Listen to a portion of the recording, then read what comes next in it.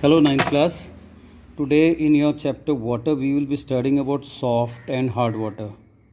Water sometimes we are calling is soft when it forms lather with soap, and the water which is said to be hard is the one which do not form lather with soap.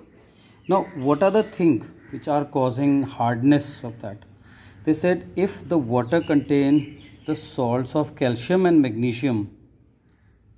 Salts of calcium and magnesium of what type?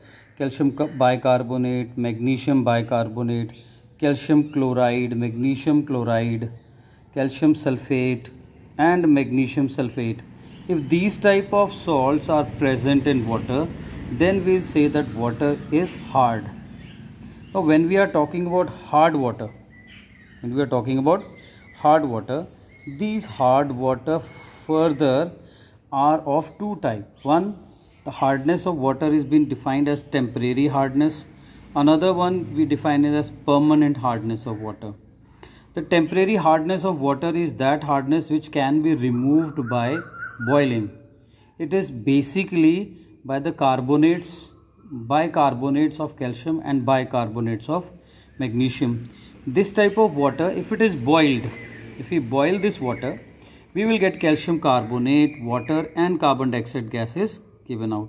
This calcium carbonate then is in form of precipitate which is removed out, and the water can be, now we will say that water has turned into soft water. Okay.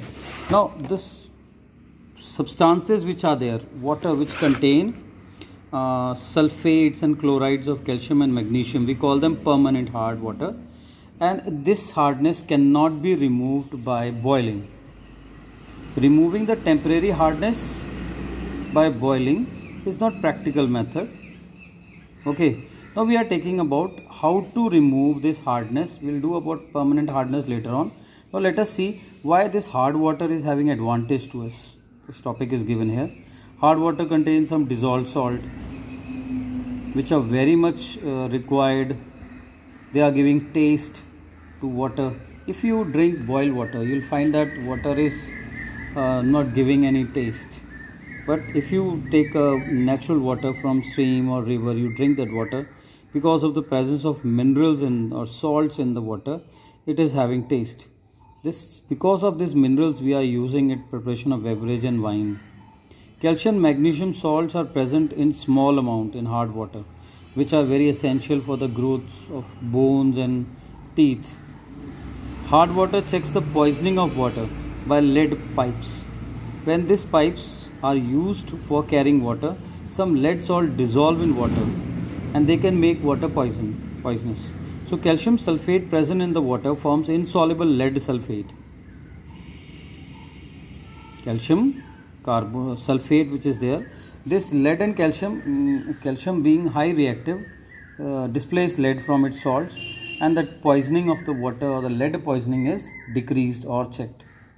This is the advantage of our hard water. So disadvantage, if we see, this hard water is not suitable for steam, pipes in which steam is going on, or boilers in which steam is produced in the factories. Any hard water, when it is heated strongly, calcium carbonate is formed which get deposited inside the pipes. If you see in this case, it is very clear. Whereas in this case you will see the coils are completely been covered with deposit scales. So this goes on and thus makes the bore of the tube narrower and narrower, result in the less water flowing through the tube at a time and less steam is produced during this time. Even in some cases where this totally blocked, the boilers itself get busted. The boiler scales formed inside the tube being bad conductor of heat, then more fuel is required to boil the water, result in the loss of efficiency of the boiler and wastage of fuel. To minimize this whole thing, we need to remove that hardness. Furring of tea kettle is also caused by the sediment formed on the walls of boiling water, hard water. This fur is nothing but carbonates of calcium and magnesium. Hard water also spoils taps, washing machines, even geysers. Hard water is also unfit for washing purpose. When we are washing cloth, this hard water, which is basically Soap is basically this sodium steroid. When they come in contact with this hardness, calcium bicarbonate or that, there is double decomposition going on, exchange of radical. This sodium get combined with calcium bicarbonate and remove calcium from there, forms sodium bicarbonate.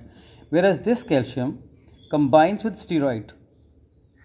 This sodium stearate, what stearates are there, and forms scum like substance, soap curd.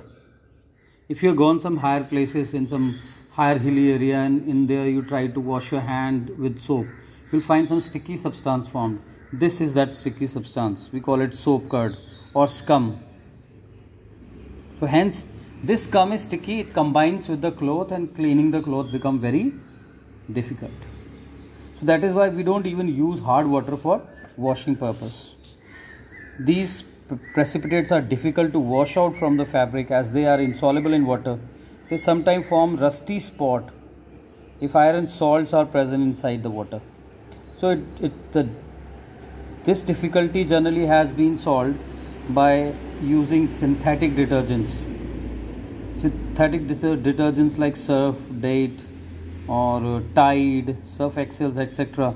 They contain some compound which do not allow formation of this scum curd, which can be shown here, like in this case. If to this calcium carbonate wala water we are adding sodium carbonate, it will do double decomposition and calcium carbonate and sodium bicarbonate are formed. This calcium carbonate is insoluble, settles down, hence washing become easier with the help of sodium carbonate.